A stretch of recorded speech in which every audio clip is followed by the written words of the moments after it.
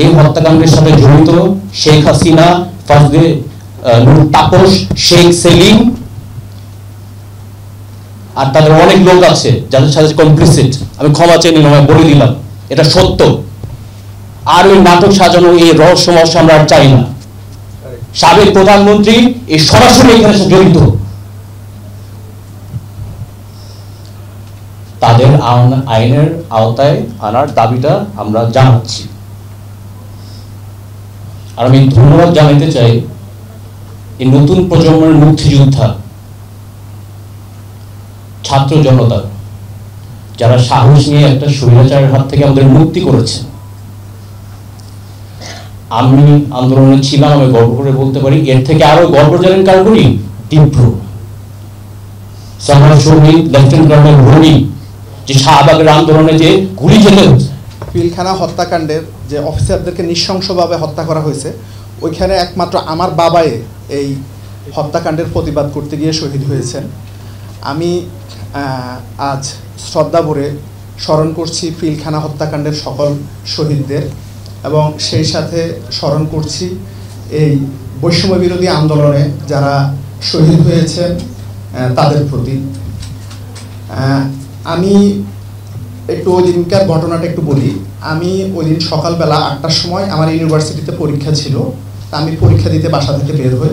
তখন আমার বাবাও যেহেতু দরবারে উনি কেন্দ্রীয় সুবেদার মেজরের দায়িত্বে ছিলেন, উনি আমার আগেই বাসা থেকে বের হয়ে যান। তো আমি পরীক্ষা দিতে থাকি। এমন 10টার সময় ইউনিভার্সিটির স্যাররা কথা বলছিল যে পিলখানাতে একটা গন্ডগোল হচ্ছে, মনে হয় ডিজি শাকিল সাহেবকে মেরে ফেলছে। তা আমি আর কিছু লিখতে পারলাম না, কারণ আমি তো ওইখান থেকে সকালবেলা বের হয়ে আসলাম। যে আমার কাছে মনে হয়নি যে না, বিডিআরের সৈনিক বা অফিসারদের ভিতরে, কারণ আমার বাবা পিলখানাতে পোস্টিং হয়েছিল প্রায় 8 মাস আগে। আর আমরা ছোটবেলা থেকে বড় হয়েছি অনেক আর্মি অফিসারদের ফ্যামিলির বাচ্চাদের সাথে আমি স্কুলে গেছি, আমার বাবা একসাথে চাকরি করছে, আমরা খুব ক্লোজলি আমরা বড় হয়েছি। তো ওই জায়গায় আমার কাছে মনে হয়নি যে না, একজন সৈনিকের বা যে এখানে যে অফিসাররা এসছে এদের ভিতরে এই টাইপের ইয়ে হবে। তো আমি বসে বসে স্যারদের কথাই শুনছিলাম। এর কিছুক্ষণ পরে আমার ক্যাম্পাসটা ছিল ধানমন্ডিতে, তো আমাদের ক্যাম্পাসের তালা মেরে দিয়ে, গেটে তালা মেরে দিয়েছে যেন আমরা না বের হই। তো এই পরীক্ষাও শেষ, বের হয়ে আমি বাসায় ফোন দিলাম। আমার বাসা থেকে জানালো যে বাসায় আমার ছোট বোন ছিল, তখন ক্লাস 6-এ পড়তো, আর হলো একটা কাজের ছেলে ছিল। আমার আম্মা 1 সপ্তাহ আগে গ্রামের বাড়িতে গিয়েছিলেন। তো ওরা আমার ছোট বোন জানালো যে কয়েকজন জওয়ান মুখে বাঁধা, আপনার লাল যে কাপড়টা বাঁধা, ওরা আব্বাকে কাঁধে করে আমাদের বাসার সামনে দিয়ে নিয়ে গেছেন। আমাদের বাসাটা ছিল হলো দরবার হলের পিছনে SM কোয়ার্টারে। তো এখন ওকে বলছে যে MI রুমে নিয়ে যাচ্ছে, যে ওনার পায়ে গুলি লাগছে, ওকে আর বাসা থেকে বের হয়ে দেয়নি। পরে আমার বড় বোনের সাথে কথা হলো, আমি ওদের সাথে মানে এক পর্যায়ে রায় হয়েছি যে বাবা হয়েছে, তোমরা তাহলে বাসায় কেন। এরপরে বিভিন্নভাবে যোগাযোগ করতে চেষ্টা করছি, আমরা যোগাযোগ করতে পারিনি, আমার বাবার নাম্বারে আর কল ঢুকে নাই। তো এর ভিতরে এই সারাদিন আমি তখনও ক্যাম্পাসের ভিতরে, তো আপনার তখন ক্যাম্পাস থেকে আমি বের হয়েছি। বের হওয়ার পরে আমার বাসা থেকে বিভিন্ন জায়গা থেকে ফোন করলো যে তুমি যে বিডিআরের ছেলে, তুমি যেন বাহিরে না বলো যে তুমি বিডিআরের ছেলে, এই পরিচয়টা তুমি না দাও। তো তখনও তো আমরা বুঝতেছি না যে আসলে কি হয়েছে। তো এর ফাঁকে বাসায় আরো কয়েকটা গ্রুপ আমাদের বাসায় গিয়ে বাথরুমের সিলিং, আপনার খাটের নিচে বিভিন্ন জায়গায় আমার আব্বাকে খোঁজ করছে। তা আমার ছোট বোন, ও ক্লাস 6-এ পড়ে, ও আর বুঝে নাই, যেহেতু আপনার বিডিআরের বিভিন্ন জায়গায় গুরুত্বপূর্ণ স্থাপনার, কোর্টের, লকারের বিভিন্ন জায়গার চাবি কেন্দ্রীয় সুবেদার মেজর হিসেবে আমার বাবার কাছেও ছিল। তো তখন আমার ছোট বোন সহ ওই গ্রুপটা সহ ওরাই চাবি বা বিভিন্ন জিনিসগুলো খোঁজ করছে, ও তার এত জিনিস বুঝে নাই। পরে বিকালে ধানমন্ডি লেকের দিকে ছিলাম, তখন সরকার 144 ধারা দিল। আমি একটু বিক্ষিপ্তভাবে বলছি, কারণ ওই দিনের ঘটনা তো হয়তো আপনারা মানে একটু বিরক্ত হতে পারেন। তো পরে আমি আমাদের বড় বোনের বাসায় যাই, এর ফাঁকে আমার মা বাড়ি থেকে রওনা করে। এখন আমরা তো কোনোভাবেই বুঝতেছি না যে আসলে বিডিআর এর সাথে সেনাবাহিনীর এই টাইপের একটা গন্ডগোল জীবনেও হতে পারে। কারণ আমার বাবা ওই দিন দরবারের শেষে রাতে টাকটুসো হওয়ার কথা, আপনারা এখানে শহীদ পরিবারের সবাই জানেন। আমার বড় বোন তার বাচ্চা নিয়ে আসবে রাতে, তাহলে আমার বাবা যদি এই ঘটনাটা কোনোভাবে বিন্দুমাত্র আঁচ করতে পারতো, তাহলে আমাদের সন্তানদেরকে অবশ্যই, এখানে শুধু আমি না, আমাদের সকল শহীদদের ফ্যামিলি যারা আমরা, আমাদের কাউকে তো আমাদের বাসায় রাখতো না, যে যদি আমাদের বাবারা কোনোভাবে আঁচ করতে পারতো যে না এরকম একটা ঘটনা এখানে হবে, বা সৈনিকদের ভিতরে একটা বড় অসন্তোষ আছে, এখানে বড় টাইপের ম্যাসাকার হইতে পারে। তা আমার বোনের রাতে আসার কথা, তো এর ভিতরে আমার মা আসলো। তা আমরা প্রথম 2 দিন টিভির সামনেই ছিলাম, যেহেতু আমার বাবা কেন্দ্রীয় সুবেদার মেজর। আমার বাবাই যদি বিডিআর এর যে টিমটা ছিল ওখানে তো উনি থাকার কথা, যেহেতু আমরা প্রথম দিকে দেখছি যে এটাকে ডাইলবাদের একটা ইস্যু দিয়ে আমাদের সেনা অফিসার, সেনাবাহিনী এবং আমাদের শহীদদের যেন অসম্মানিতভাবে, আমরা এই গত এত বছর আমরা কিন্তু অসম্মানিতভাবে পার করছি যে হ্যাঁ ও তোমার বাবা অমুক কারণে শহীদ হয়েছে বা অমুক কারণে অমুকরা মেরে ফেলছে, কিন্তু এটা একটা ভুল জিনিস এস্টাবলিশ করা হয়েছে। আমি আরো পরে বলবো যে যে ডালবাতের যে ইস্যুটা বলা হয়েছে, এখানে যে বিডিআর যে ডালবাতের ব্যবসা করছে, এটা হলো যেন মানুষের নিত্য প্রয়োজনীয় পণ্য যেন সহজে পায়। এটা কিন্তু বিডিআর এর মূল বেসিক কাজ না, এটা একটা সেবা ছিল। ওইখানে যদি যে টাকাটা প্রফিট করছে বিডিআর, ওই টাকাটা যদি ভাগ করতো, তাহলে ওই টাকাটা হয়তো আপনার হয়তো 4-5 হাজার টাকা করে পেত একজন সৈনিক। আমরা সবাই, আমরা কোনো না কোনো ভাবে সবাই চাকরি করি। আপনারা বলেন যে আমরা কি কখনো আমাদের ঊর্ধ্বতনকে এইভাবে নৃশংসভাবে আমরা হত্যা করার কথা কিনা এই 4-5 হাজার টাকার জন্য? এইভাবে আমরা কি আমাদের ঊর্ধ্বতনকে কখনো জোর করেও কি আমরা কথা বলতে পারি? আর ওইখানে এইভাবে একজন মানুষকে মেরে ফেলে যেভাবে নৃশংসভাবে হত্যা করা হয়েছে, গ্রেনেড দিয়ে খুঁজিয়ে নষ্ট করা হয়েছে, পুড়ে ফেলা হয়েছে, এটা কখনোই ডালবাতের আন্দোলন ছিল না। এটাকে সেনাবাহিনীকে, যেসব অফিসাররা শহীদ হয়েছে তাদেরকে অসম্মানিত করার জন্য এই জিনিসটা এস্টাবলিশ করা হয়েছে তখন বিভিন্ন মাধ্যমে। পরবর্তীতে আমার বাবা কিভাবে শহীদ হয়েছে, এখানে আমাদের কামরুজ্জামান আঙ্কেল আছেন, ওনার একটা স্টেটমেন্ট এবং বিভিন্নভাবে আমরা জানতে পারি যে তখন যখন গন্ডগোলটা শুরু হয়েছে, ডিজি মহোদয় আমার বাবাকে বলছে যে এসএম সাহেব, সৈনিকদের যে এত অসন্তোষ সেটা তো আমি জানি না। আমার বাবাও জানবে কিভাবে, কারণ এটা কোনো লিগ্যাল যুক্তি ছিল না। তখন আমার বাবাকে এবং মেজর জাহিদি সাহেবকে পাঠানো হয়েছে, যে আমার বাবাকে বলছে যে যেহেতু আপনি কেন্দ্রীয় সুবেদার মেজর, আপনি ওদের সিনিয়র, ওরা আপনার কথা শুনবে।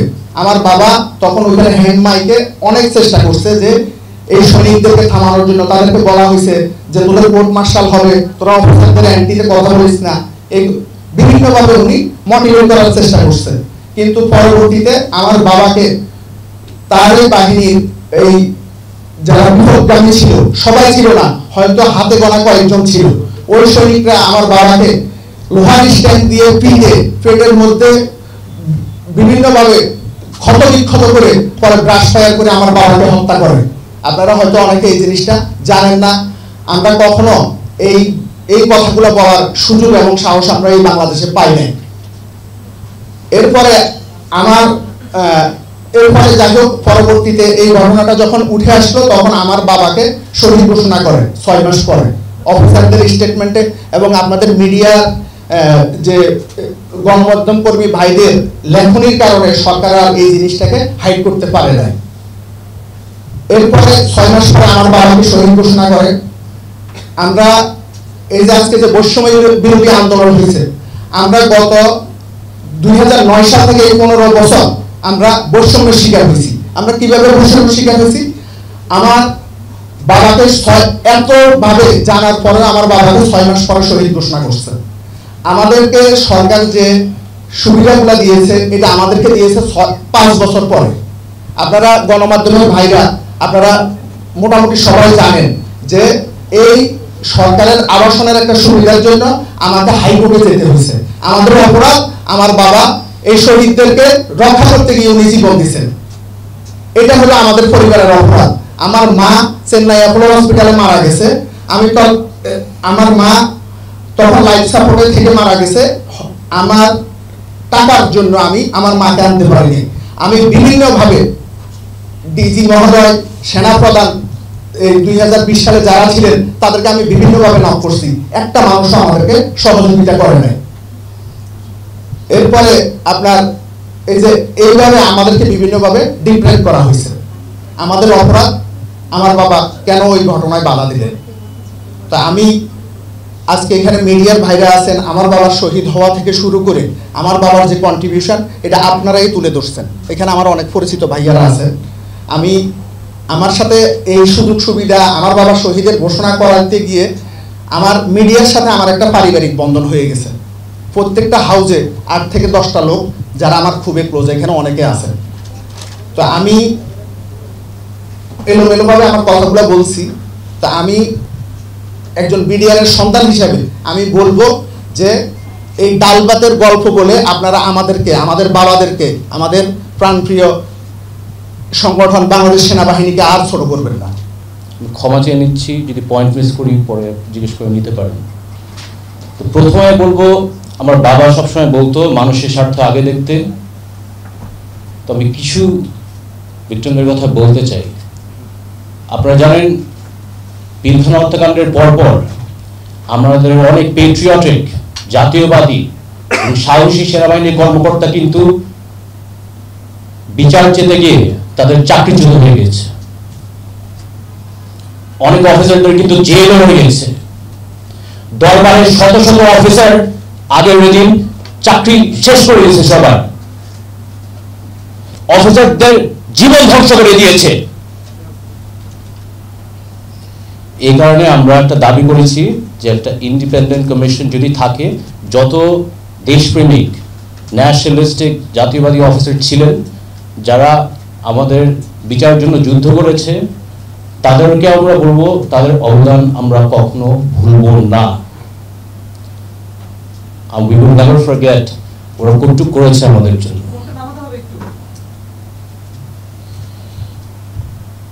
আমরা চাই, যে কারণে সাকিব বললো একটা ইন্ডিপেন্ডেন্ট কমিশন হোক, যেন এই ক্ষতিগ্রস্ত সেনাবাহিনী কর্মকর্তা যারা ন্যায় বিচার দাবি করতে গিয়ে তাদের চাকরি হারিয়েছে, তাদের জীবন ধ্বংস হয়ে গেছে, জেল কেটেছে, তাদের যেন ডিউ রিইনস্টেটমেন্ট থাকে এবং কম্পেনসেশন দেওয়া হয়।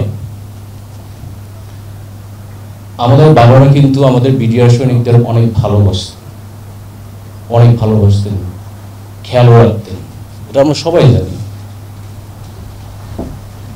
তো আমরা শহীদ পরিবারের হিসেবে মনে করি যে নির্দোষ বিডিআর সৈনিক যারা এখন জেল খাচ্ছে, সুষ্ঠু তদন্তের মাধ্যমে যেন তাদের মুক্তি দেওয়া হয়। তারা জেল খাটবে, তাদের পরিবারও কিন্তু আমাদের দায়িত্ব। আমাদের বাবারা যেহেতু দেখে রাখতো, আমরাও দেখে রাখা উচিত যতটুকু আমরা পারি।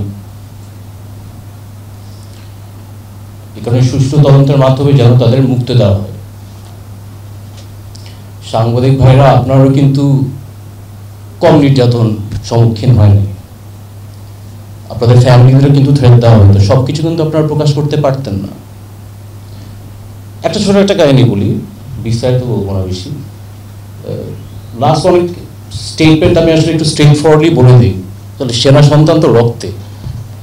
তো লাস্ট 25 ফেব্রুয়ারি কয়েক স্টেটমেন্ট দেওয়ার পর এক আওয়ামী লীগ নেতা আমাকে ফোন দিয়ে বলে যে ওনার নেত্রী পিলখানায় আমার বাবা মাকে জমা দিয়ে দিচ্ছে, আমি যদি বেশি বাড়াবাড়ি করি আমাকেও তেমনি জমা দিত।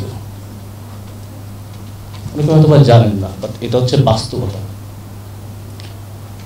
আমি ওই লোকের বিরুদ্ধে মামলাও করবো না, কোনো জিডিও করবো না, কিন্তু আমি একটাই জিনিস করবো, তার সন্তানকে শেখাবো বাবার নীতিটা যদি কখনো অর্জন না করো, কারণ এটা আমাদের পারিবারিক শিক্ষা।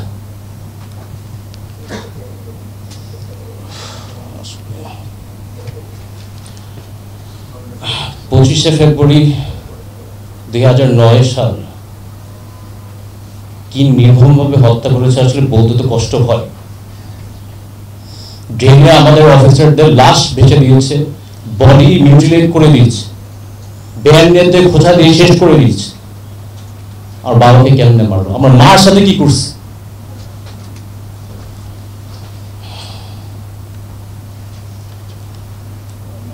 আসলে আমি সরাসরি বলে দিই, পৃথিবীর ইতিহাসে আমার মনে হয় না কোনো ইভেন্ট হয়েছে যেখানে একটা সিটিং প্রধানমন্ত্রী একটা বিদেশি রাষ্ট্রের সাথে ষড়যন্ত্র করে বাংলাদেশের রাজধানীর বুকে 57 সেনা অফিসার হত্যা করে। এই কারণে আমরা শহীদ সেনা দিবস দাবি করছি। এটার মধ্যে কিন্তু অনেক ইতিহাস, অনেক ইনফরমেশন কিন্তু এখনো প্রকাশ করা হয়নি। আর ট্রায়ালের কথা একটা কথা বলি, তদন্তের কথা বলি। এই 15 বছরের ট্রায়াল তদন্ত আমরা মানি না, কারণ প্রধান যে হত্যাকারীর যে নির্দেশ দিয়েছেন সে তখন ক্ষমতায়, গণভবনে, সংসদে। খুনি কি আর নিজের বিচার করবে? মুখ বন্ধ করে দেখতে হয়েছে কেমনে সে তদন্ত ম্যানিপুলেট করলো, ট্রায়াল ম্যানিপুলেট করলো, ডাল ভাতের কথা বললো, ওই কথা বললো, নীরবতা পালন করে সহ্য করতে হয়েছে। আমরা সুষ্ঠু তদন্ত এখন দাবি করছি, সুষ্ঠু ট্রায়াল দাবি করছি। আকান সাহেবের মতো লোক না যে তদন্ত করে আমাদেরকে নমিনেশন চেয়ে বসছে। আসলে বলেই দিই, মরলে মরছে, ডাজন্ট ম্যাটার।